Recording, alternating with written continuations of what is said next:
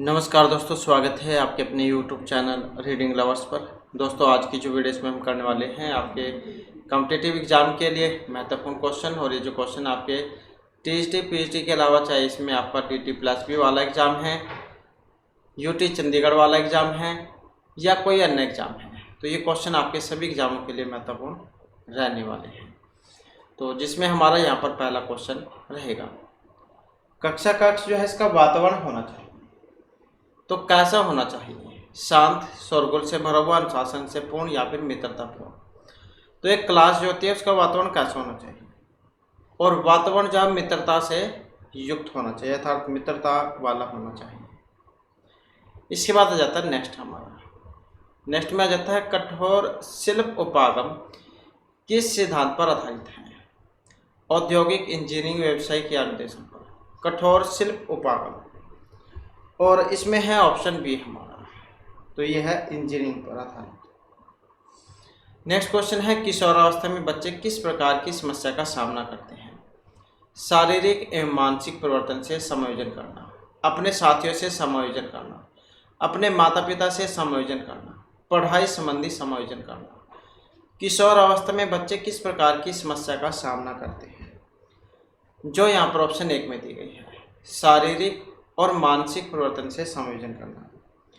तो किशोर अवस्था जो वह समय है जिसमें विचारशील व्यक्ति बाल्यावस्था से परिपक्वता की ओर संक्रमण करता है, और इस अवस्था में बालक सामान्यतः शारीरिक और मानसिक परिवर्तन से समायोजन करने में कठिनाई महसूस करता है।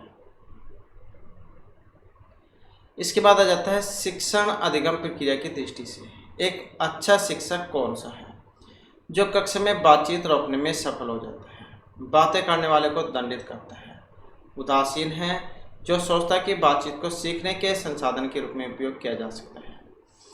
तो यहाँ पर जो इसमें माना गया है ऑप्शन डी वाला। तो शिक्षण अधिगम प्रक्रिया जो है इस बात पर बल देती है कि सिखाने हेतु अधिक से अधिक साधनों का प्रयोग किया जाना चाहिए। इसलिए जो यह सोचता है कि बातचीत को सीखने के संसाधन के रूप में उपयोग किया जा सकता है, तो वह एक अच्छा शिक्षक होगा। इसके बाद आ जाता है प्रयोजना विधि के प्रतिपादक हैं दुर्खिम, प्लेटो, किलपैट्रिक या सुकरात। प्रयोजना विधि, और इसका जो संबंध है जो ऑप्शन सी में दिया गया है, तो ये किलपैट्रिक की है। ये जो विधि जो थी इसका मूल उद्देश्य था बच्चों में नियंत्रित विभिन्न क्रियाकलापों के द्वारा ऐसे कौशलों को विकसित करना जो जीवन की वास्तविक परिस्थितियों से जुड़े हों। इसके बाद है मूल्यांकन प्रक्रिया के 3 महत्वपूर्ण बिंदु हैं। उद्देश्य, अधिगम, अनुभव व मूल्यांकन के उपकरण। छात्र, अध्यापक व उद्देश्य। छात्र, समाज व अधिगम के अनुभव या छात्र, परीक्षा व परिणाम।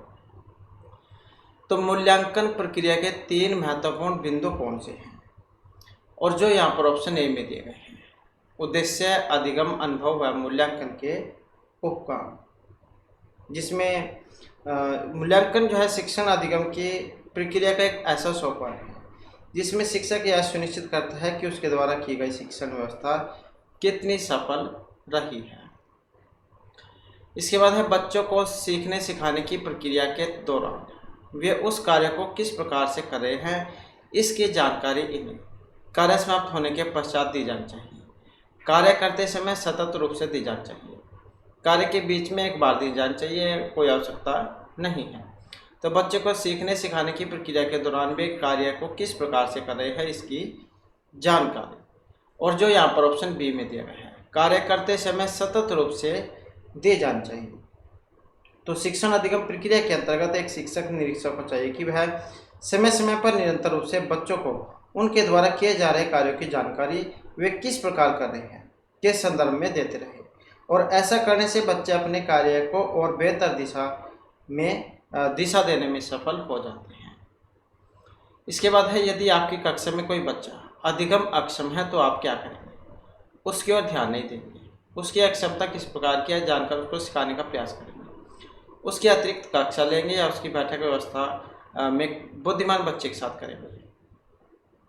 तो यदि आपकी कक्षा में कोई बच्चा अधिगम में अक्षम है तो आप क्या करेंगे? जो यहाँ पर ऑप्शन बी में दिया है, यदि उसकी अक्षमता किस प्रकार की है जानकर उसको सिखाने का प्रयास करें। नेक्स्ट आ जाता है बाल केंद्रित शिक्षा के अंतर्गत क्या सम्मिलित नहीं है। गृह कार्य प्रदान करना, बालक को प्रश्न पूछने के लिए प्रेरित करना, बालक के अनुभव को प्राथमिकता प्रदान करना या बालक की सृजनात्मकता को बढ़ावा देना।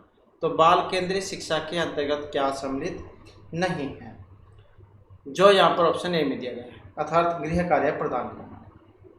तो बाल केंद्रित शिक्षा में शिक्षण अधिगम प्रक्रिया का केंद्र बिंदु बालक है और इसके अंतर्गत बालक को प्रेरित करने और उनके अनुभव को प्राथमिकता देने और उनकी सृजनात्मकता को बढ़ावा देने को शामिल किया जाता है।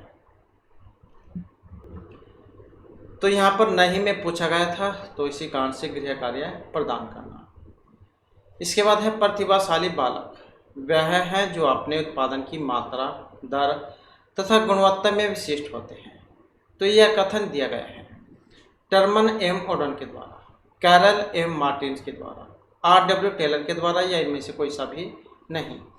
तो प्रतिभाशाली बालक वह है जो अपने उत्पादन की मात्रा, दर और गुणवत्ता में विशिष्ट है। तो ये कथन है जो यहाँ पर ऑप्शन सी में दिए गए हैं, R.W. टेलर का। इसके बाद है यदि कक्षा में पढ़ाते समय आपको महसूस होता है कि अचानक सभी बच्चे पढ़ने में रुचि नहीं ले रहे हैं, तो आप क्या करेंगे? कोई ध्यान नहीं देंगे और पढ़ना जारी रखेंगे, पढ़ाना बंद कर देंगे, बच्चों को ध्यान देने को कहेंगे या कान जाने की कोशिश करेंगे। तो आपके अनुसार इसका सही आंसर कौन सा हो सकता है? तो उसका कान जानने की कोशिश की जाएगी कि बच्चे ध्यान क्यों नहीं दे रहे हैं। नेक्स्ट आ जाता है यहाँ पर निष्पत्ति लब्धि का सूत्र होता है। तो एक क्या वो जो है इसका सूत्र है यहाँ पर कौन से वाला? अचीवमेंट क्विटेंट, जो यहाँ पर ऑप्शन डी में दिया गया है, E/MA गुणा 100। तो शैक्षिक उपलब्धि के आकलन का एक महत्वपूर्ण सूचक है और इसे छात्र की शैक्षिक आयु और मानसिक आयु के अनुपात में 100 से गुणा करके प्राप्त किया जाता है। मानसिक आयु बटे वास्तविक आयु गुणा 100। तो यह है शैक्षिक आयु बटे मानसिक आयु गुणा 100। इसके बाद है वर्तमान समय में शिक्षक की भूमिका है ज्ञान देने वाले की, सुगमकर्ता, मित्र या प्रबंधक की। तो वर्तमान समय में शिक्षक की भूमिका है जो यहाँ पर ऑप्शन बी में दिया गया है, किसकी? सुगमकर्ता की। नेक्स्ट आ जाता है आपको लगता है कि आपकी कक्षा में कुछ बहुत तेज गति से सीख रहे हैं और कुछ बहुत धीमी गति से, तो इस परिस्थिति में आप क्या करेंगे? तेज गति से सीखने वाले बच्चों को आगे बढ़ने देंगे, धीमी गति से सीखने वाले बच्चों पर कोई ध्यान नहीं देंगे, इस बात पर ध्यान नहीं देंगे, या तेज गति से सीखने वाले बच्चों की सहायता धीमी गति से सीखने वाले बच्चों की सिखाने हेतु लेंगे। यदि आपकी कक्षा में कुछ बच्चे तेज गति से सीख रहे हैं तो आप यहाँ पर क्या कर सकते हैं? और जो यहाँ पर ऑप्शन डी में दिया गया है, तेज गति से सीखने वाले बच्चों की सहायता धीमी गति से सीखने वाले बच्चों के सिखाने में हम लगाएंगे। इसके बाद है स्कूलों में अधिकतर शिक्षकों में अपने छात्रों के लिए किसका सर्वाधिक अभाव पाया जाता है? स्नेह, क्रोध, दोषारोपण या घृणा का। तो स्कूलों में अधिकतर शिक्षकों में अपने छात्रों के लिए किसका सबसे अधिक अभाव पाए जाते हैं? और जो ऑप्शन डी में दिए गए हैं, अर्थात घृणा का। इसके बाद है परीक्षा में विद्यार्थियों से किस प्रकार के प्रश्न पूछने चाहिए? जो स्मृति और समझ पर आधारित हो, वस्तुनिष्ठ एवं विषयगत हो, समझ एवं अनुप्रयोग आधारित हो या केवल वस्तुनिष्ठ हो। तो किस प्रकार के क्वेश्चन पूछे जाने चाहिए? जो समझ और अनुप्रयोग पर आधारित हो। इसके बाद है कक्षा में बहुभाषी विद्यार्थी हैं, यह स्थिति उत्पन्न करती है कि शिक्षण अधिगम प्रक्रिया में बाधा, विद्यार्थियों के मध्य सामंजस्य की समस्या, अध्यापक में कुंठा या फिर सीखने के समृद्ध संसाधन। तो एक कक्षा में बहुभाषी विद्यार्थी है तो यह स्थिति उत्पन्न करेगी। और जो यहाँ पर ऑप्शन डी में दिया गया है, सीखने के समृद्ध संसाधन। तो राष्ट्रीय पाठ्यचर्या की जो रूपरेखा है इसके अनुसार बहुभाषिकता को शिक्षण अधिगम प्रक्रिया में एक महत्वपूर्ण संसाधन के रूप में प्रयोग किया जा सकता है। इसलिए कक्षा में उपस्थित कोई बहुभाषी विद्यार्थी सीखने हेतु एक समृद्ध संसाधन है। तो ऑप्शन हो जाएगा यहाँ पर डी। इसके बाद है कक्षा कक्ष में बैठक व्यवस्था कैसी होनी चाहिए? कक्षा कक्ष में कराई जा रही गतिविधियों के अनुरूप रोज एक जैसी एक ही लाइन में बच्चों को बैठाना या एक प्रकार से हो कि वे एक दूसरे से बातचीत न कर सकें। तो किस प्रकार बैठाए जाना चाहिए, जो यहाँ पर ऑप्शन ए में है, कक्षा कक्ष में कराई जा रही गतिविधि जो है उसके अनुसार, जिससे कि प्रत्येक छात्र को अधिगम का अवसर उपलब्ध हो सके। इसके बाद है अंतर्वैयक्तिक जो बुद्धि है, इससे क्या तात्पर्य है? स्वयं की क्षमताओं कमजोरियों को पहचान करना, दूसरे को अभिप्रेरित करने का कौशल, विभिन्न व्यक्तियों को समझने का कौशल या दूसरों के साथ बातचीत करने का कौशल। तो अंतर्वैयक्तिक बुद्धि से क्या तात्पर्य है? और जो यहाँ पर ऑप्शन सी में दिया गया है, विभिन्न व्यक्तियों को समझने का कौशल। तो अंतर्वैयक्तिक बुद्धि से जो तात्पर्य है, एक ऐसी मानसिक क्षमता से है जिसके माध्यम से कोई व्यक्ति विभिन्न व्यक्तियों को समझता है।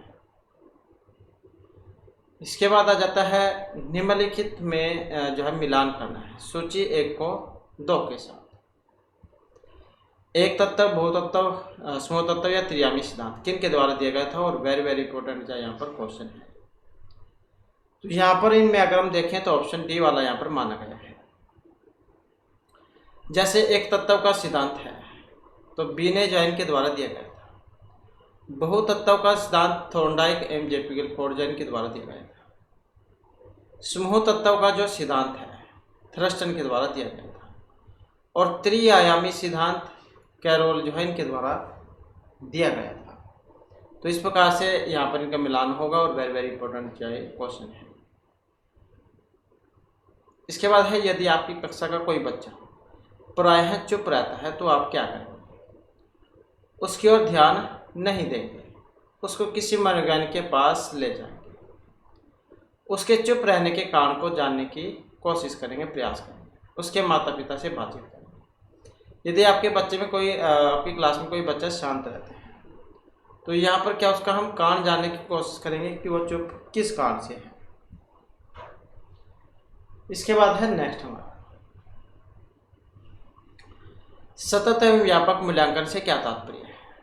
नियमित रूप से मानसिक परीक्षा लेना, सीखने की प्रक्रिया के दौरान शैक्षिक एवं शैक्षिक क्षेत्रों को नियमित रूप से आकलित करना, नियमित रूप से कक्षा में गतिविधियां आयोजित करना या अंक या फिर ग्रेड प्रदान करना।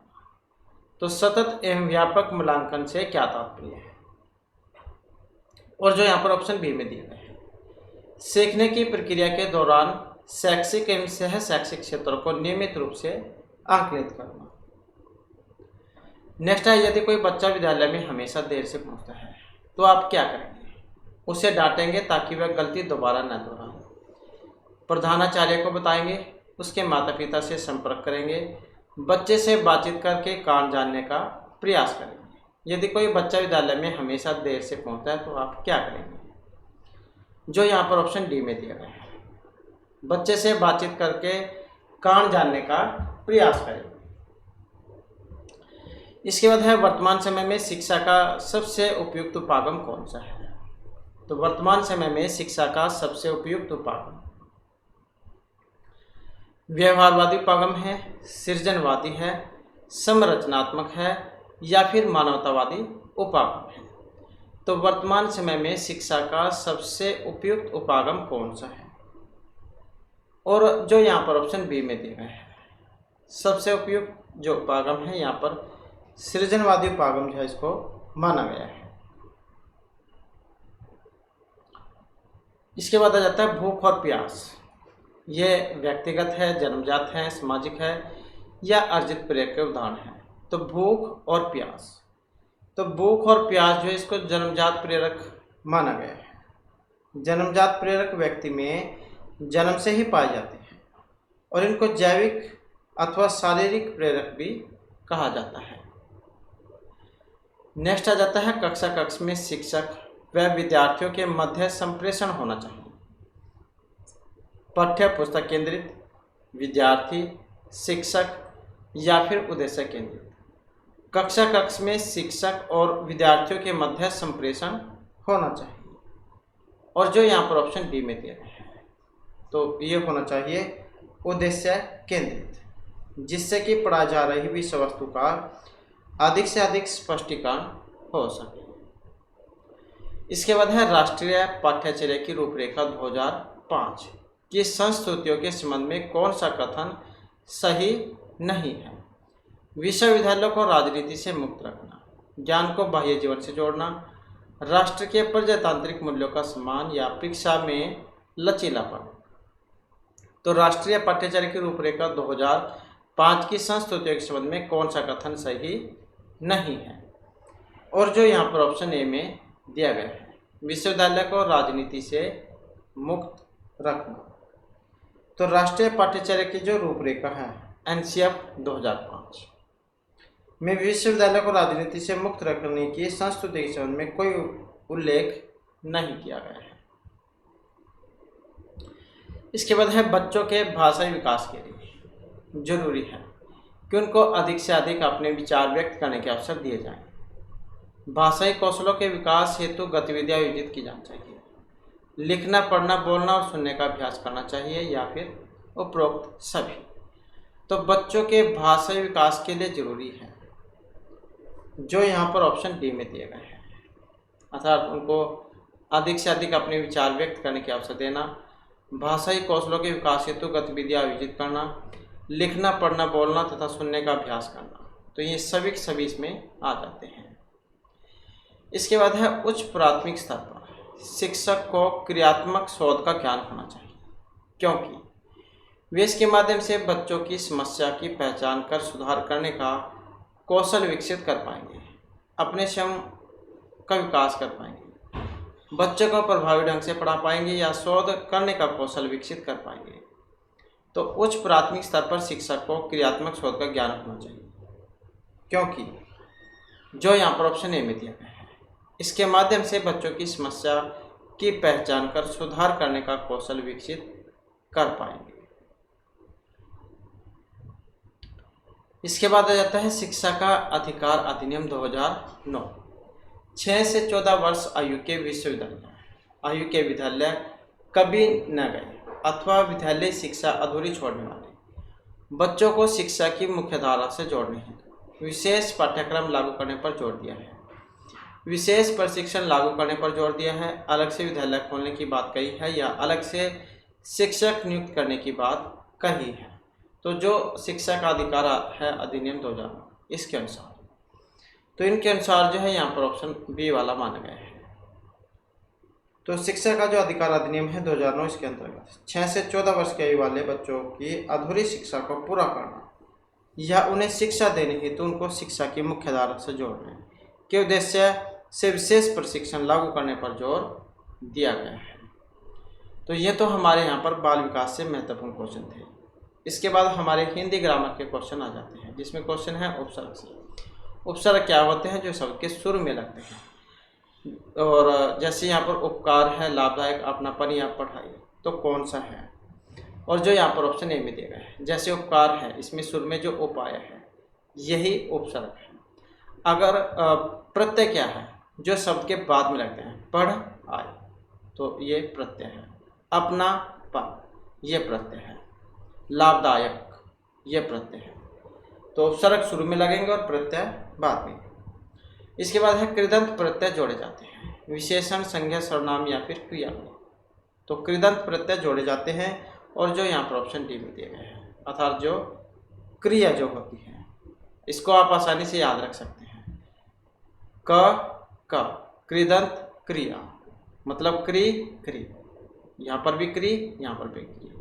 तो ऐसे आप इसको याद रख सकते हैं। कृदंत कहाँ पर जोड़े जाएंगे? क्रिया में। इसके बाद है नेक्स्ट हमारा बहुत परिश्रम करना निम्न में से किस मुहावरे का अर्थ नहीं है? बहुत परिश्रम करना, हाथ पाँव मारने का, खूब पसीना एक कर देना, गाल बजाना, कोल्लू का बैल होना। तो बहुत परिश्रम करना किस मुहावरे का अर्थ नहीं है? और जो यहाँ पर ऑप्शन सी में दिया गया है, तो बहुत परिश्रम करना गाल बजाने का अर्थ यहाँ पर नहीं है। इसके बाद आ जाता है अज्ञेय शब्द के लिए वाक्यांश का चयन करें। अज्ञेय क्या होता है? और यह माना गया है जिसे जाना न जा सके।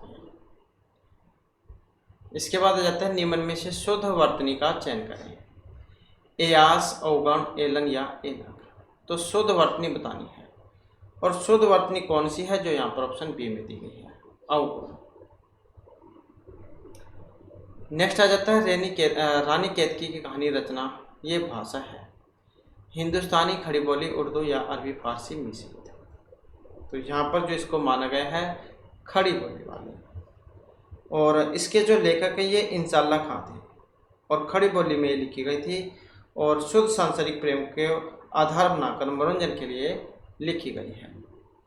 इसके बाद है इनमें से जो पत्थर है इसका एक पर्यायवाची नहीं है। अब कौन सा है पत्थर का जो एक यहाँ पर पर्यायवाची नहीं है, जो ऑप्शन बी में दिया गया है। विटप जो यहाँ पर आया है ये नहीं है, क्योंकि ये पेड़ जो होते हैं उनके लिए आते हैं। तरु, गाछ, ध्रुव, वृक्ष, पेड़, पादप तो उनके लिए आते हैं। इसके बाद आ जाता है ससुराल। इसका तत्सम शब्द है। तत्सम क्या है, जो संस्कृत के शब्द रूप है वह संस्कृत में ही पढ़े लिखे बोले जाते हैं। जैसे संस्कृत हैं हम दधी कह देते हैं और हिंदी में दही कहते हैं। तो इस प्रकार से ससुराल का तत्सम आपने बताना है और जो यहाँ पर ऑप्शन ए में दिया गया है ससुराल। नेक्स्ट आ जाता है अभ्युदय। इसमें कौन सी संधि है, यण, गुण, दीर्घ या वृद्धि संधि। अभ्युदय में कौन सी संधि है? संधि की बात करें तो यहाँ पर रहेगा इसमें ऑप्शन ए यण संधि। अभि प्लस में उदय, अभि प्लस में उदय। ये जो ई जो है ई को या हो जाएगा तो भ आधा हो जाएगा। अभ्युदय और जो उ है वो इसमें मिल जाएगा तो अभ्युदय बन जाएगा। तो यण संधि ही कौन सी उत्तर इसमें लगता है। ई को या उ को री को रा ली को ला करता है। इसके बाद है इनमें से अशुद्ध वाक्य बताइए। वे हाथी पागल हैं, वह हाथी पागल हो गया, वह पागल हाथी हो गया, वह हाथी है। अशुद्ध है यहाँ पर जो ऑप्शन सी में दिया गया है, वह पागल हाथी हो गया। नेक्स्ट आ जाता है मधुर का विलोम बताना है, विपरीतार्थक विलोम करना है। मधुर मीठे को कह देते हैं और इसका जो उल्टा बनेगा कौन सा बनेगा, तो कर्कश जो है इसका हो जाएगा। एक मधुर मीठा होता है, मीठा कड़वा, ये मधुर जो आवाज़ होती है उस अर्थ में है तो मधुर कर्कश। इसके बाद है रामचरितमानस जो गोस्वामी तुलसीदास द्वारा रचित है। इसमें छंद यहाँ पर आया है, छंद कौन सा है इसमें, मात्रिक, शाब्दिक, वर्णिक या फिर ये सभी। और यहाँ पर इसमें देखें तो ऑप्शन जो है ए को माना गया है तो मात्रिक जो यहाँ पर इसमें छंद है। इसके बाद है नेक्स्ट माना यथामथी शब्द किस समास का है, तत्पुरुष है, द्वंद्व है, कर्मधारय है या फिर अव्ययभाव समास है। यथामथी समास की बात करें तो यहाँ पर ऑप्शन डी को माना गया है तो अव्ययभाव जो यहाँ पर समास है, जिसमें शुरू में अव्यय उपसर्ग हो तो उसमें होता है। इसके बाद आ जाता है बहुभाषिक कक्षा में समस्या है, शिक्षक संबंधी, छात्र, भाषा या उपरोक्त सभी। तो यहाँ पर जो है बहुभाषिक कक्षा में समस्या है और इसमें जो हमारा शीर्षक रहेगा ऑप्शन डी होगा, शिक्षक संबंधी, छात्र और भाषा संबंधी। नेक्स्ट आ जाता है यहाँ पर बहुभाषिक कक्षा में शिक्षक में इतनी योग्यता आवश्यक हो कि वह सरल पत्र बना सके, सभी बच्चों की मातृभाषा की संरचना को जान सके, पाठ्य पुस्तकों को जल्दी पूर्ण करा सके, विभिन्न भाषाओं में पाठों की विषय वस्तु का शब्दांश अनुवाद करा सके। तो कितनी आवश्यक योग्यता होनी चाहिए, और जो यहाँ पर ऑप्शन बी में दी गई है कि सभी बच्चों को मातृभाषाओं की संरचना को जान सके। इसके बाद फिर हमारे यहाँ पर इंग्लिश ग्रामर के महत्वपूर्ण क्वेश्चन आ जाते हैं। तो जिसमें हमारा यहाँ पर क्वेश्चन है which of the following is the past form of verb do है।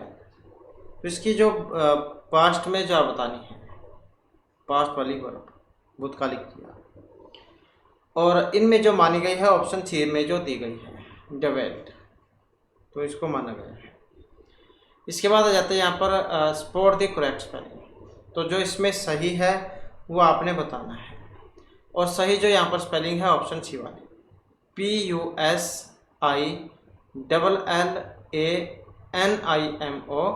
तो यह जो है यहाँ पर इसमें सही मानी गई है, तो ऑप्शन सी यहाँ पर माना गया है, जिसका मतलब कायरतापूर्ण होता है।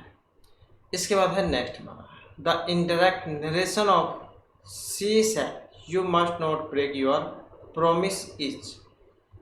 तो यहाँ पर इंडायरेक्ट नरेशन है, she said you must not break your promise is. तो यहाँ पर आ जाता है इसका नरेशन है। तो इसमें जो देखें तो हमारा सी आंसर कौन सा रहेगा? She said to me that I had not broken my promise, she told me that I must not break my promise, she told me that I must not break my promise, she warned me that I should keep my promise, she said to me that I should not break my not break promise. तो इसमें जो कौन से वाला यहाँ पर बनेगा? अब यहाँ पर अगर हम इसमें देखें तो ऑप्शन जो है बी वाला हमारा या यहाँ पर बनेगा। तो बी में देख लेते हैं यहाँ पर क्या बनेगा। तो she told me that I must not break my promise, तो ये वाला इसका बनेगा। इसके बाद है यहाँ पर इसका समानार्थक, बोनाफाइड जो है इसका समानार्थक जो आपने बताना है, सच्चा कह देते हैं। और इसका जो यहाँ पर समानार्थी जो है ऑप्शन बी में जो दिया गया है, जेन्युइन जो इसको कह देते हैं, असली कह देते हैं जिसे जेन्युइन। इसके बाद आ जाता है यहाँ पर pick out the correct antonyms. तो यहाँ पर आ जाता है विपरीतार्थक, extreme probably has reduced them to a state of apathy. तो इसमें जो कौन से वाला इसका बनेगा? विलोम बताना है। और इसका जो यहाँ पर विलोम बनेगा इसमें जो ऑप्शन डी में दिया गया है, तो ये जो यहाँ पर इसका विलोम बनेगा। उत्साह जो इसको कहा जाता है। फ्रेंडशिप का मतलब दोस्ती से है, कॉर्पोरेशन ये सहयोग को कह देते हैं, और इंस्पिरेशन जो है प्रेरणा को कह देते हैं। तो ये जो है यहाँ पर इसका जो है उत्साह बनेगा। इसके बाद आ जाता है यहाँ पर give one word which can be substitute for one who desert in religion. तो उसे क्या कहा जाता है? जैसे मुहावरे होते हैं, तो मुहावरा है यहाँ पर ये। और इसमें जो यहाँ पर माना गया है कौन सा? जो ऑप्शन सी में दिया गया है, अपोस्टेट जो यहाँ पर इसको कहा जाएगा। और धर्म त्यागी जो इसको कह देते हैं, जो अपने धर्म को त्याग देता हो, तो धर्म त्यागी। इसके बाद आ जाते हैं यहाँ पर लोकोक्ति है, स्मेल ए रैट। इसका मतलब क्या होता है? सुहा चूंगना। To have reason to suspect, talk boastfully, unfairly, discourage. तो स्मेल ए रैट, और इसका जो यहाँ पर मतलब जो इसमें लिया गया है ऑप्शन ए से है, to have a reason a suspect. तो यही जो यहाँ पर इसका लिया गया है, संदेह करने का कारण होना। तो एग्जाम में जो है ये मुहावरे लोकोक्तियाँ जो आ जाती हैं, तो महत्वपूर्ण जो यहाँ पर क्वेश्चन हो जाता है।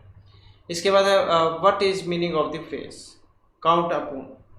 इसका जो यहाँ पर मतलब जो है क्या होता है, और इसके अर्थ की अगर हम यहाँ पर इसमें जो है बात करें तो ऑप्शन जो है डी वाला इसका बनेगा, टू डिपेंड अपॉन। तो ये जो है यहाँ पर इसका बनेगा, निर्भर रहना इसको कह देते हैं।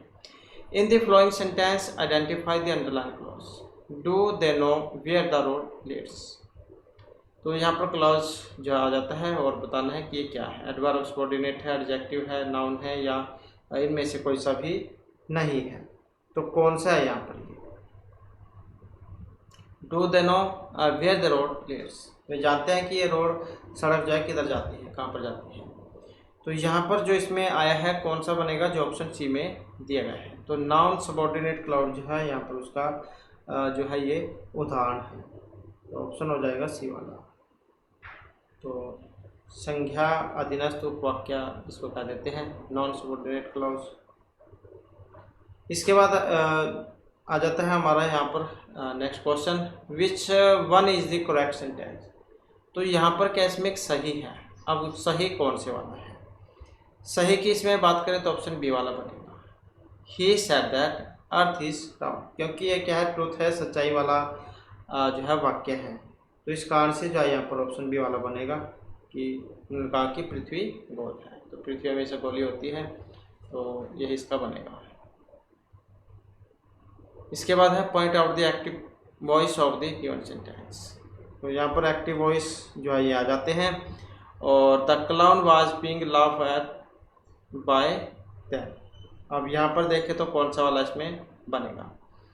तो यहाँ पर जो है इसका बनेगा ऑप्शन बी वाला, they were laughing at the cloud.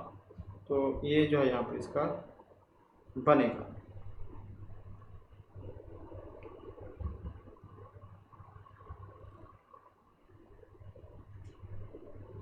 तो वे क्या है, जोकर जो थे उस पर हंस रहे थे। इसके बाद है फिल इन द ब्लैंक्स। यहाँ पर आ जाती है preposition. She appear instant the crime. तो यहाँ पर ऑफ आएगा, विद, इन या फिर एट, क्या आएगा इसमें? प्रेपोजिशन है और इसके प्रेपोजिशन की बात करें तो ऑफ जो है इसका प्रयोग यहाँ पर होगा। She appear instant of the crime. तो ऑप्शन जो है ये वाला इसका बनेगा। नेक्स्ट आ जाता है यहाँ पर, इसमें भी प्रेपोजिशन ही है, if you are awares recommending by name you should not hesitate to admit it. तो क्या आएगा इसमें? अब यहाँ पर देखें तो कौन सा बनेगा? बी वाला। तो टू जो है यहाँ पर टू का प्रयोग इसमें होगा, तो टू आ जाएगा, if you are ours too. इसके बाद आ जाता है यहाँ पर 10 pounds money. Fill in the blanks space by choosing the right answer. Are a lot of, is the lot of, is a lot of, या कोई सी भी नहीं। तो इनमें क्या आएगा? 10 पाउंड्स, 10 पाउंड्स, और इसमें बनेगा ऑप्शन सी वाला, is a lot of money. तो यही जो है यहाँ पर इसका बनेगा।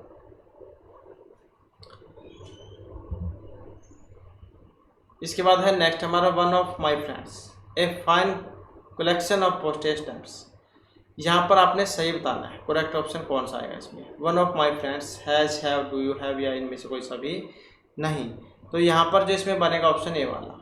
तो one of my friend has a fine collection of postage stamp. तो हैज़ जो है यहाँ पर इसका बनेगा। नेक्स्ट जो आ जाता है हमारा यहाँ पर, जो आपकी रीजनिंग है, रीजनिंग से क्वेश्चन आ जाते हैं। जैसे इसमें पहले वाला क्वेश्चन आया है, एक निश्चित कोट भाषा में, जो यहाँ पर ये दिया गया है इसको हम ऐसे लिख सकते हैं। तो इसको कैसे लिखा जाएगा? तो यहाँ पर अगर हम देखें तो कैसे जाए लिखा गया है। तो यहाँ पर इसमें अगर हम देखें तो आर है, आर के बाद एस है, और ए की जगह पर टू है, उसके बाद MNOP क्यू आर है, और उसके बाद जो दो यहाँ पर अल्फ़ाबेट है इनकी जगह पर ये वाला जो वर्ड दिया गया है, एस के बाद टी, टी के बाद यू।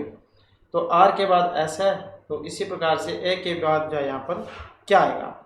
तो ए जैसे आर के बाद ऐसा आया था, तो ऐसे ही ए के बाद भी जो है यहाँ पर इसमें आ जाएगा।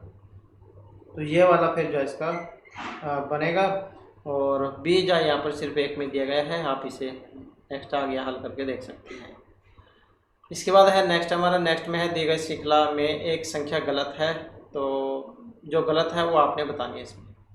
तो यहाँ पर देखें तो 10 और 4 14, दूनी 28 और 4 32, दूनी 64 और 4 68, दूनी जो है यहाँ पर 136 होता है, 136। तो इसका मतलब जो है यहाँ पर यही संख्या गलत है, क्योंकि ये जो क्रम है यहाँ पर इसका चला हुआ है। इसके बाद है यहाँ पर नेक्स्ट, इसमें क्या है, सही जो विकल्प है वो आपने बताना है।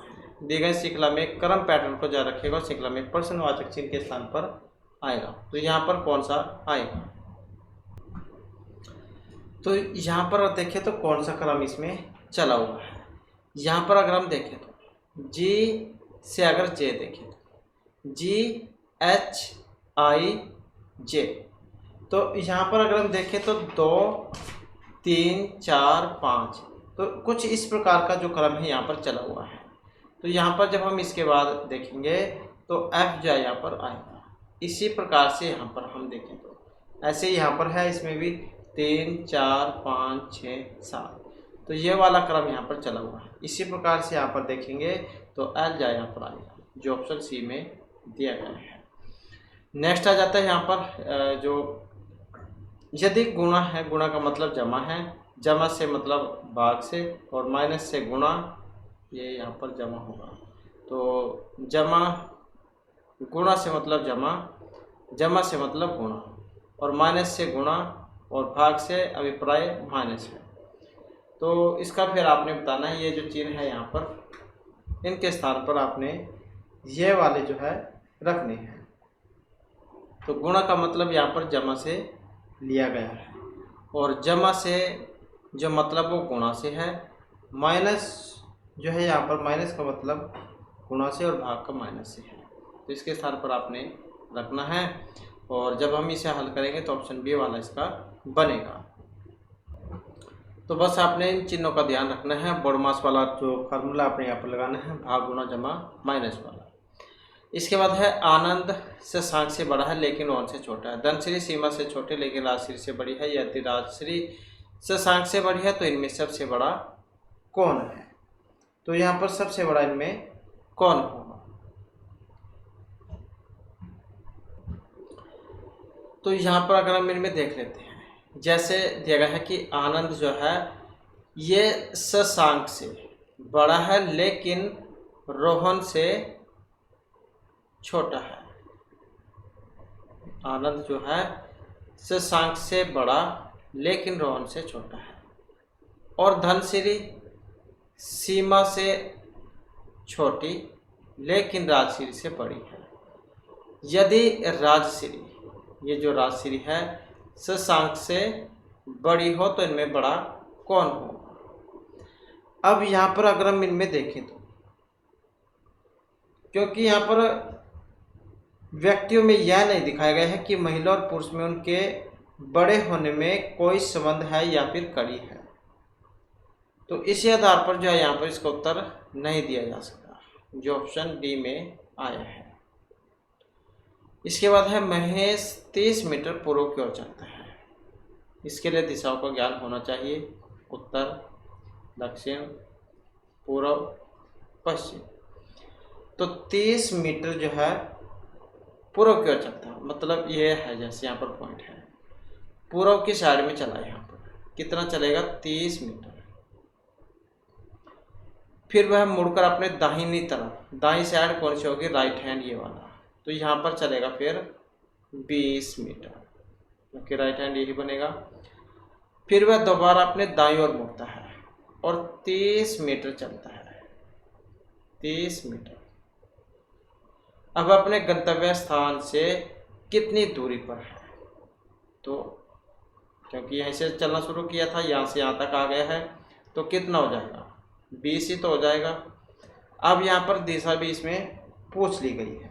अब दिशा कौन सी है? क्योंकि यहाँ पर अगर हम देखें तो ये वाली दिशा थी, यहाँ से पूर्व की साइड में चला था, ये थी पूर्व साइड।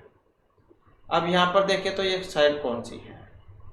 तो यहाँ पर अगर हम देखें तो दक्षिण जो है यहाँ पर साइड है, क्योंकि ये तो है दक्षिण, ये उत्तर, दक्षिण, ये पूर्व, पश्चिम। तो 20 मीटर और कहाँ पर है? 20 मीटर और दक्षिण में है। तो ऑप्शन जो डी वाला इसका हो जाएगा। इसके बाद है मार्च पास्ट में 7 व्यक्ति एक पंक्ति में खड़े हैं। तो यहाँ पर जो आपने इसको पहले ये देखना है कि किसका जो स्थान यहाँ पर फिक्स है। तो जैसे यहाँ पर 7 व्यक्ति थे, एक पंक्ति में खड़े हैं, आर के बाईं ओर क्यू है जो पी के दाईं ओर है, एन के दाईं ओर ओ खड़ा है जो वह पी के बाईं ओर है। इसी प्रकार आर के दाईं ओर एस खड़ा है और वह टी के बाईं ओर है। तो पहले जो हमने यहाँ पर स्थान जो जिसका भी फिक्स है वो देख लेना है। तो जैसे यहाँ पर अगर हम देखें तो एन के दाईं ओर ओ खड़ा है और वह पी के बाईं ओर है। तो यहाँ पर क्या है? एन के दाईं ओर ओ है। अगर हम एन को यहाँ बिठाएं, एन के दाईं साइड ये बैठेगा क्योंकि बायां दायां, तो एन के दाईं साइड ओ है, एन के दाईं ओर ओ खड़ा है और वह पी के बाईं ओर, अब इसका लेफ्ट हैंड ये बनेगा। और आर के बाईं ओर क्यू खड़ा है जो पी के दाईं ओर है। अब पी जो इसका तो दायां ये बनेगा।